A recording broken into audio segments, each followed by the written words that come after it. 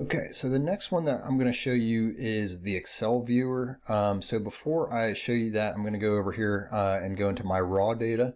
And if I click this, it's saying it can't be displayed. And if I go to, right click it, there's nothing that allows me to view this data set.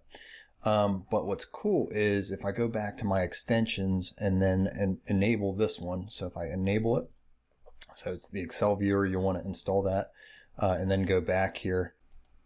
There it is, open preview. So now we can preview it. Once it's been installed, we can preview any of these Excel files just in our browser. And if I want, I can select each of these tabs here.